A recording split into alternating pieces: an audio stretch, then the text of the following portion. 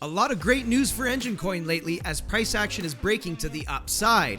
My name is Kyle and welcome to the channel. In this video, we'll be taking a look at Enjin Coin and some of the factors that are driving price, and we'll take a look at the price action as well. Let's get into it. And starting off quickly here on Coinbase, looking at the 24-hour line chart, we see that Enjin Coin has just been marching its way to the upside, being up 17.49% on the day, 27.72% on the week, 96% on the month, and a very nice 3,227% on the year. The 24-hour trade volume is a very nice 2.1 billion, looking really good there, and the market cap has now increased to 2.7 billion. And quickly stopping over at CoinMarketCap, we see that Enjin Coin is now up to rank 45 and is trading at $3.25. Max supply is 1 billion, total supply 1 billion, and according to CoinMarketCap, 83% is in circulation. If you're looking to buy Enjin Coin, you can get it at Binance, KuCoin, Bittrex, just to name a few. And earlier today, I came across a good article here by Cointelegraph that says 3 reasons Enjin Coin price surged by over 30% in a single day. They go on to say there are 3 major factors behind ENJ's strong short-term uptrend, namely the Coinbase listing, technical momentum, and the interest around JumpNet, and I do tend to agree. I mean, we're seeing the Coinbase listing effect in full force, and we're all quite familiar with that. Coin gets on Coinbase, gets access to all that liquidity, and you see that giant leap up in price. Technical momentum, I do agree, that looks good for the time being. We'll get into that in my trading view charts here very shortly. And of course, the interest around JumpNet, which actually went live April 6th, so 2 days ago. So far looking good. I'll link this in the description down below so that anyone interested can take a closer look at it. And here we have Enjin Coin on a daily chart in trading view. And Enjin Coin is looking really good right now. Yesterday's candle, big celery stick here, getting above the 30, the 21, and the 10 in one decisive blow, coming in on nice volume down below. You see it getting above that moving average, as well as engulfing the last several days of volume read. On today's candle, you see a very quick back test of the 10 simple moving average, and then Jack and the Beanstalk shows up, blasting this celery stick straight through this liquid zone.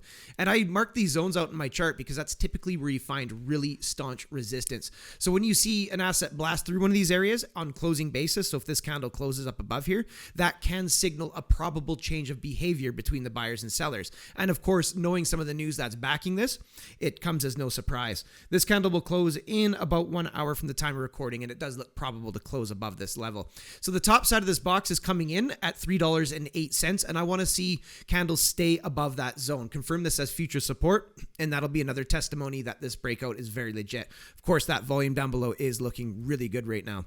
Down here in the RSI has blasted back into the bullish control zone, getting above the exponential moving average. Overall, a beautiful look and has plenty of room to run as price resolves this area. That's a very nice piece of confluence. Stochastics, momentum up, looking good there.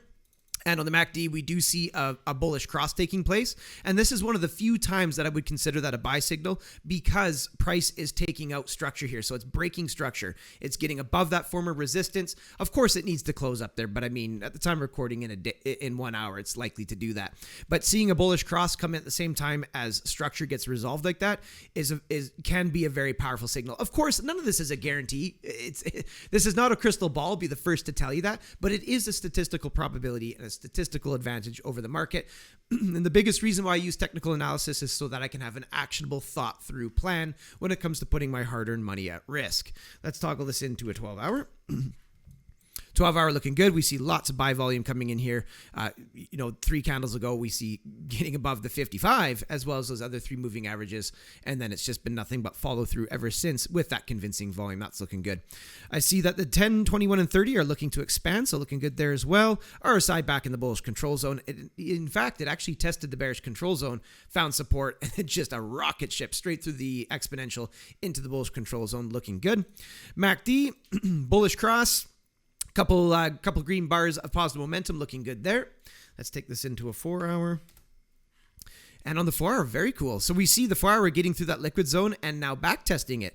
And we see it finding support off that liquid zone there. So that's a good sign on the 4-hour. However, the 4-hour doesn't have as much significance as a 12-hour or a daily. But just for fun to see that taking place right now can be an early indicator that, that this liquid zone is becoming support at this point in time.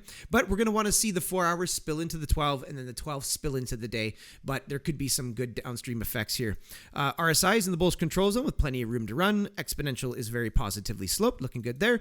Stochastics crossing to the downside, but I don't, when I see a big change in behavior in price structure here, I don't put much weight on the stochastics, as the larger time frames are looking to resolve themselves, like to resolve an overall greater range, and a potential change of behavior taking place here. So I don't put any weight on across the downside.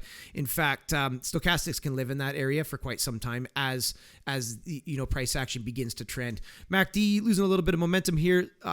The moving averages are just straight up. So interesting, looking good, confirming a support so far. Let's keep our eyes on this. And I guess what I could say is, any FOMO sapiens out there that are looking to FOMO into this, just try to be as strategic as you possibly can. Understand there's going to be some sell candles along the way, and even greater corrections that we saw right here. And if we pull up a price range tool here, you can see on the last significant correction that Enjin Coin went through, that was 36%. So you're going to see some red sell candles along the way, and you're going to see overall greater corrections, and they can be to the tune of 30%. So just keep that in mind as this breaks to the upside. And of course, technical analysis is not a crystal ball. You don't use this to try to predict with 100% certainty of an asset. I mean, if it could be used that way, there'd be a lot of billionaires out there. So just be careful along the way. This is looking good so far.